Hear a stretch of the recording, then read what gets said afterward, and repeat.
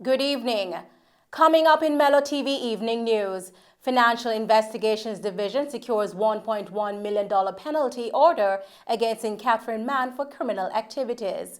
Man shot and killed by beryllium team in St. Thomas. And armed men robbed jewelry store and hijacked cars in Halfway Tree. And now the news in detail.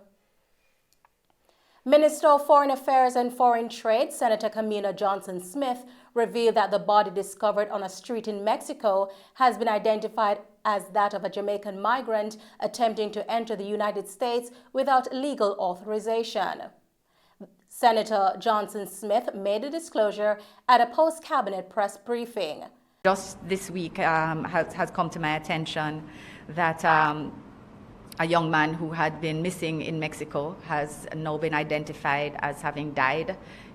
He was regrettably an unidentified person found on a street in Mexico, and his family had no idea where he was. And the persons who were supposed to have been traveling with him became uncontactable by the family. And however, some efforts were made by our embassy in Mexico to reach out to the department that is responsible for identification of personnel and of persons. It was found that the young gentleman, young Jamaican citizen, was identified as having had an autopsy performed on him, but not having been a body claimed. And we will be working with the family to see what we can do in terms of the repatriation of the body. In partnership with the Mexican government, is actively engaged in facilitating the repatriation of the deceased individual's body back to Jamaica. Minister of Education and Youth Favor Williams celebrated Read Across Jamaica Day with students at the Corner Library in Rosetown, Kingston. The minister read to the students, taking them on a journey of discovery, imagination, and learning. You would think that children would not be interested in physical books, but to the contrary, we're finding that the children at these locations, the Corner Library, which is the brainchild of Rachel McDonald and others in different communities, where they use old refrigerator and do some, put in some shelves in them to be able to hold books. They have been calling on Jamaicans who have books at home and their children are no longer using to donate those books so that we could populate the Corner Library with books. What's interesting and what's important about it is that it's always available to the children. The Corner Library in Rosetown features books for all educational levels and is a significant resource for the community. Others to learn. And so we're encouraging Jamaicans everywhere, if you have books at home and they're in good condition, to donate them. Rachel McDonald is a person who is collecting those books and the person who is building these corner libraries all across Jamaica to make books available to our children any time of the day, or can I say the night as well. This is part of our Read Across Jamaica activity. As you know, we're celebrating that this week, and we're encouraging reading. Yes, reading on your device. Meanwhile, the Cygnus team celebrated Read Across Jamaica Day and Child Month by visiting the John Mills Infant Primary and Junior High School, as well as the Riverton Meadows Early Childhood Center.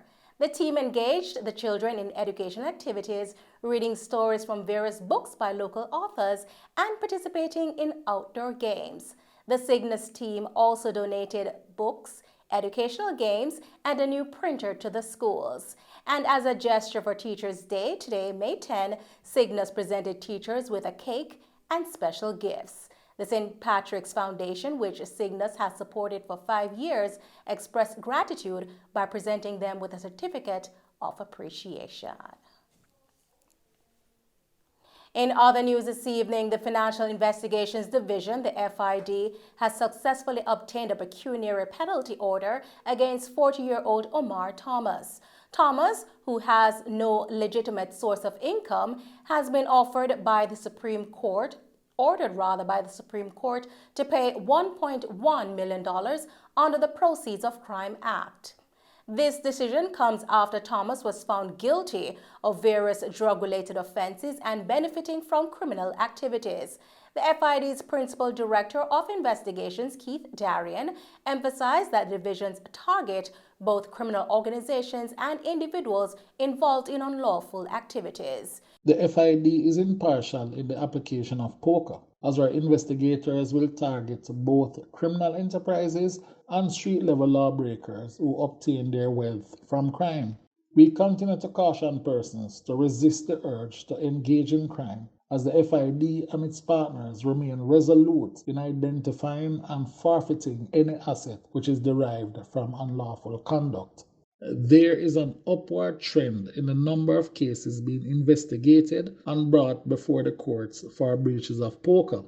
Jamaica's law enforcement capacity and dedication to detect, investigate, and prosecute POCA-related breaches are constantly being improved.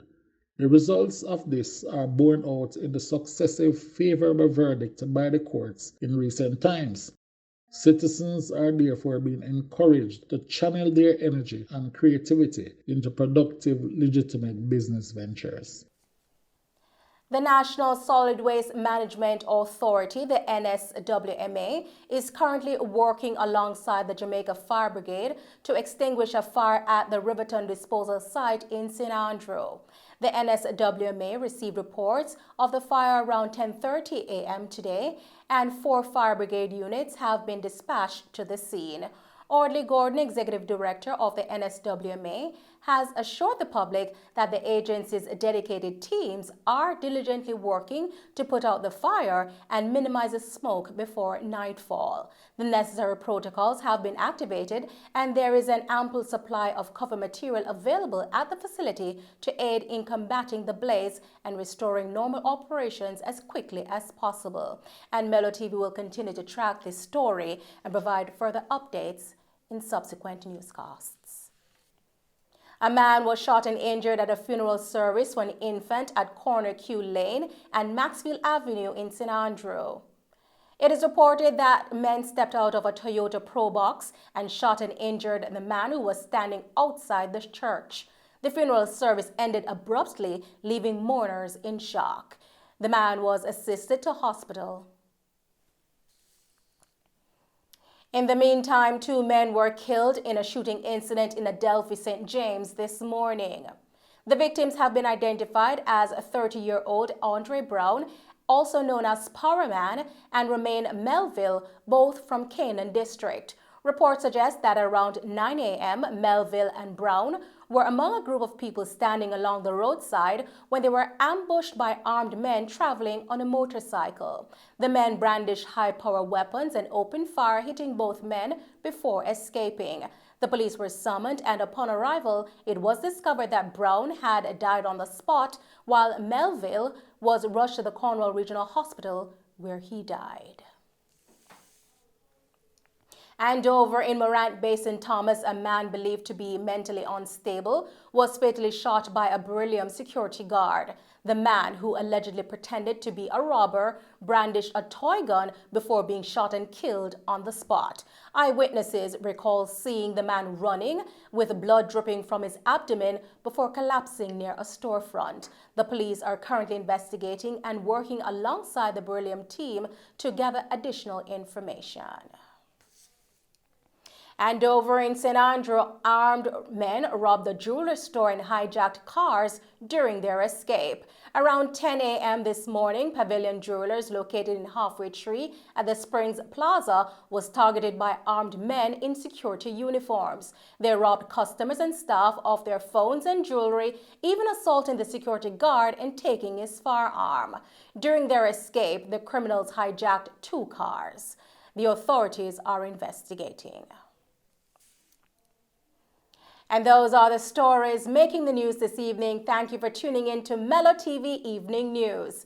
On behalf of Mello TV, we would like to acknowledge the efforts, dedication, and compassion of our Jamaican teachers. Each profession was developed, cultivated, and founded by a teacher. Happy Teachers Day.